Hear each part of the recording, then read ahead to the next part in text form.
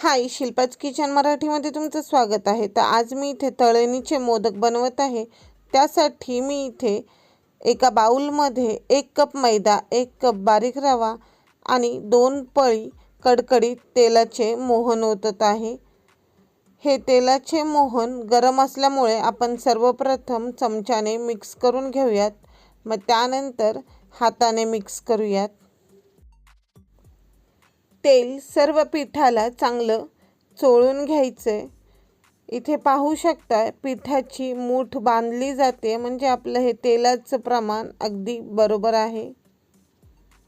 यामध्ये मी चवीनुसार मीठ देखील टाकलेलं आहे आणि हे मीठ मिक्स करून घेतलंय।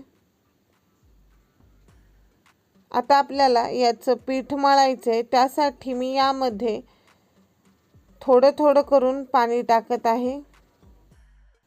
मोदकाच्या आवरणाचे हे पीठ मळण्यासाठी मला इथे अर्धा कप पाणी लागलेलं आहे। पीठ चांगलं मळून घ्यायचं आहे।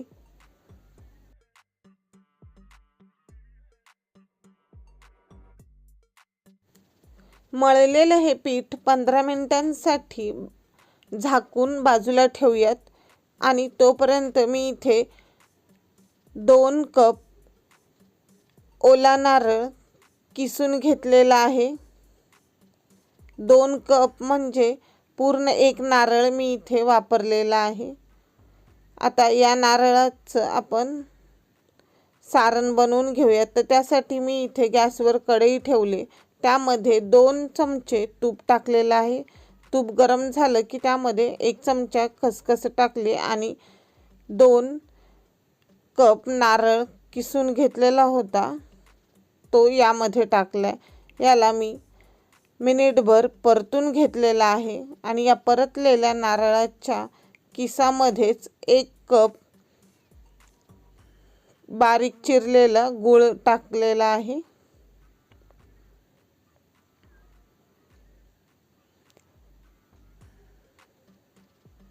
गुळाला देखील खोबऱ्याबरोबर चांगलं परतून घ्यायचं आहे। गूळ पूर्ण वितळलेला आहे। गुळातलं पाणी पूर्ण आटेपर्यंत आपल्याला याला परतायचं आहे, पण लक्षात घ्यायचं आहे की हे मिश्रण पूर्ण कोरडं करायचं नाहीये।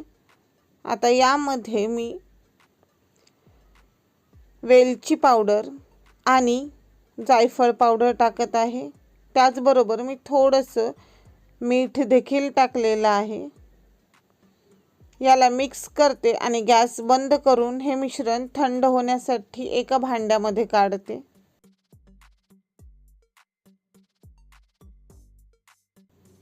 पंधरा मिनिटं झालेत, पीठ देखील चांगलं मुरलेलं आहे। याला थोडंसं पुन्हा मळून घेऊयात आणि मग याचे छोटे छोटे गोळे बनवून घेऊयात।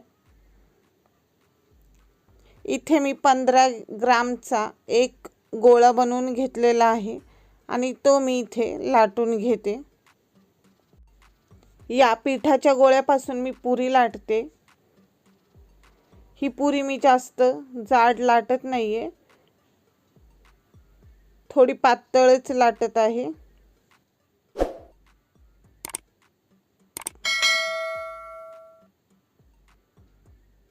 हे पहा, इथे आपली ही पुरी लाटून झालेली आहे।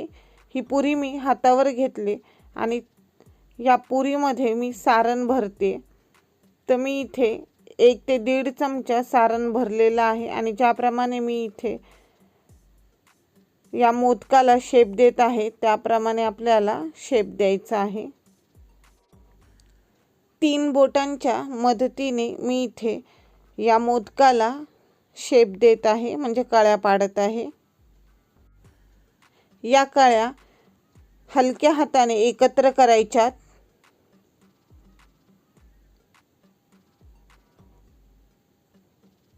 वरचं एक्स्ट्राचं थोडं पीठ काढायचं। हा एक मोदक तळण्यासाठी तयार झालेला आहे। याला बाजूला ठेवूयात आणि यावर रुमाल झाकून ठेवूयात। अशाच प्रकारे आपण बाकीचे देखील मोदक बनवून घेऊयात। पुरी मी इथे पातळ लाटलेली आहे, अजिबात जाड लाटलेली नाही. यामध्ये जेवढं सारण बसतं तेवढं मी यामध्ये टाकलेलं आहे. ते आपण आपल्या अंदाजानुसार टाकायचं आणि सारण भरण्यात चेंगटपणा करायचा नाही. आणि अगदी सोप्या पद्धतीने मी इथे या कळ्या पाडलेल्या आहेत. हा देखील मोदक तळण्यासाठी तयार आहे. तर आता मी इथे कढईमध्ये तेल गरम करून घेते. तेल अगदी कडकडीत गरम करायचं नाही. थोडासा पिठाचा गोळा टाकायचा. त्याला बुडबुडे आले की आपलं तेल गरम झालेलं आहे. त्यामध्ये हे मोदक तळण्यासाठी सोडायचे आणि मोदक तळताना स्लो फ्लेमवर तळायचे. मीडियम किंवा हाय फ्लेम करायची नाही.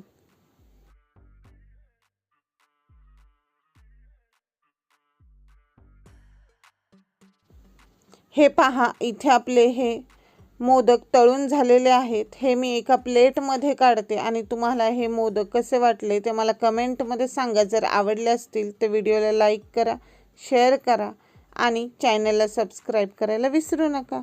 आणि स्वतःची काळजी देखील घ्यायला विसरू नका.